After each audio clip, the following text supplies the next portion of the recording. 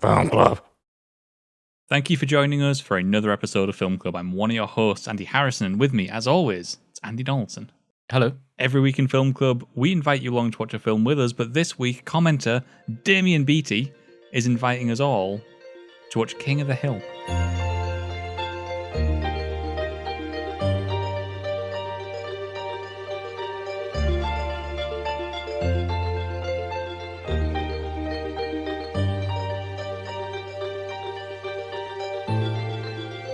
King of the Hill is a young lad called Aaron, played by Jesse Bradford, who kind of lives in poverty. He's a good kid, and he lives through a few things. They have to ship off his brother to save a bit of dollar.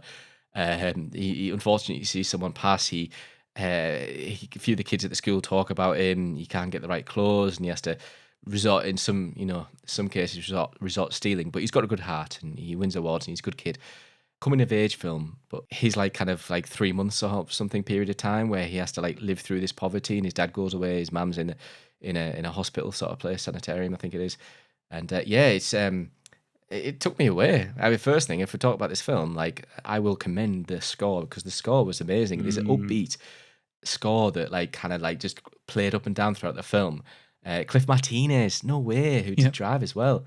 When Damien suggested this, he sort of said it's not one of the best films. He was sort of aware it wasn't this amazing film, but it's one that really resonates with him. And it sort of ranks, I believe he said, in his top 3. And I can totally see why. Because this is one of the most underrated films I think we've ever done on the channel. Steven Soderbergh we've sort of touched on with Aaron Brockovich, and we also did Ocean's 11. He's done some really interesting stuff. But this has a really unique voice to it. It has such a meandering pace where the story a lot of the time isn't always concerned with the drama at hand, and sometimes it's more concerned with the tone and the character and the place and some of the people involved. It's happy to just sort of be this little slice of life, and then as the film sort of progresses, we do eventually start to see the narrative of the real sort of restraints of poverty that the kid's going through.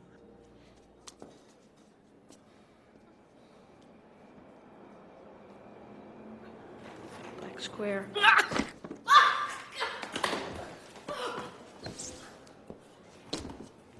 The biggest accolade this film has going for it is, I think, absolutely the performance from Jesse Bradford, who is just, not only is he incredible, but he's in this entire film. Him and the kid who plays his brother, Cameron Boyd. Though the two of them are absolutely phenomenal. We've sort of discussed in the past the problems of child actors sometimes. But Jesse Bradford holds this film on his shoulders. And yet he has the ability to have great chemistry with quite young actors at the time, but old, Adrian Brody and Katherine Heigl, and even the older gentlemen across the hall and everything. His chemistry with them is really good as well. From Sirs to, just that kind of friendship that they have. Really good chemistry. Yeah, the old gentleman across the hall, obviously played by Spalding Gray, is this really sort of slightly off-kilter, friendly but uneasy performance. There's a bit of a sad piece of trivia to go with this. I don't know if you've heard about this. No. So a while after filming this film, Spalding Gray committed suicide. He also produced a monologue prior to that, in which he sort of talks about taking on the role of this character, and part of his motivation for taking it on was the suicide scene to sort of expose those demons, I guess.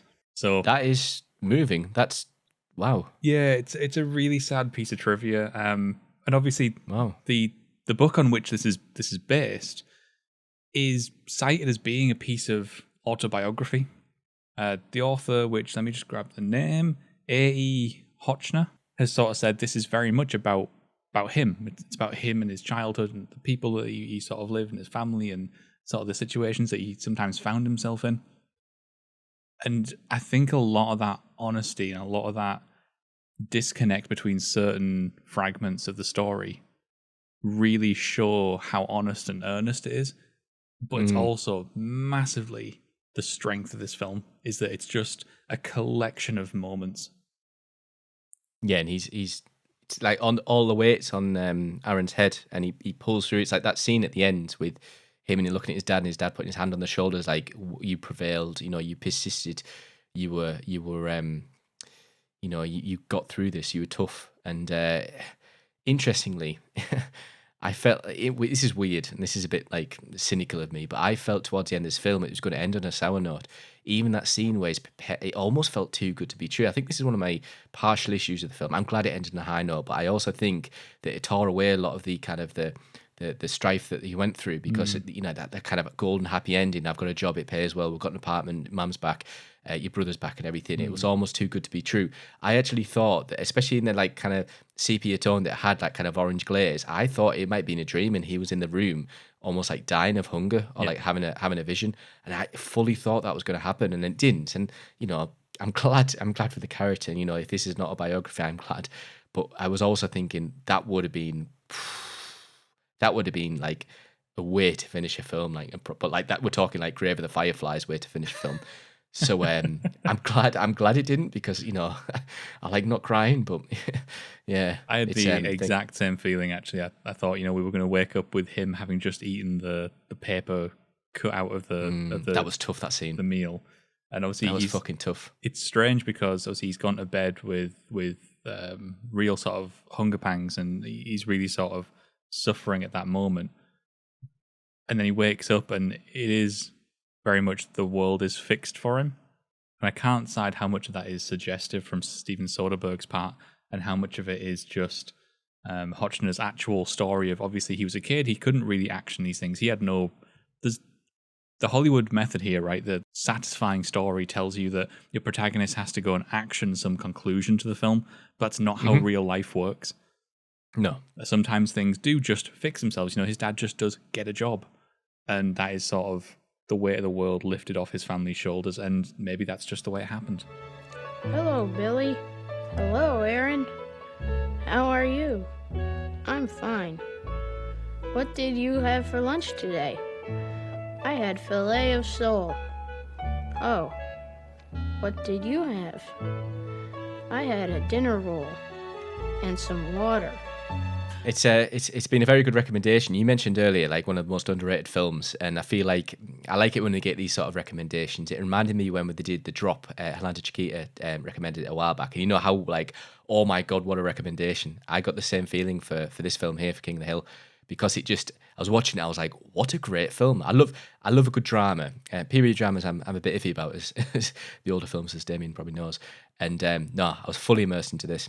Even the end, as I said, I thought it was going to go a bit sour. Fully immersed still, right to the end. Great film. Absolutely. Really great film. It was awesome. It evoked a lot of like Once Upon a Time in America. It's got that sort of hot, sweaty atmosphere. You really feel the tension of certain scenes. Oh, the sweat. You feel the summer feeling about everything about it. It's like 12 Angry Men, with the heat coming in, they're trying to wipe the sweat off. You felt that temperature. Yeah. Or Marlon Brando. Yeah. Streetcar Named Desire. But yeah, excellent recommendation. Thank you very much, Damien, for recommending this film to us. This was a wonderful little treat. And if you haven't seen King of the Hill yet, please go and watch King of the Hill. Yeah, definitely. But Andy and I will be back once again next week. In the same vein that Damien shared a film that meant something to him, I want to share a film that means something to me. So next week, we're taking a look at Monsters. Long-awaited review of Monsters. So until then, get watching.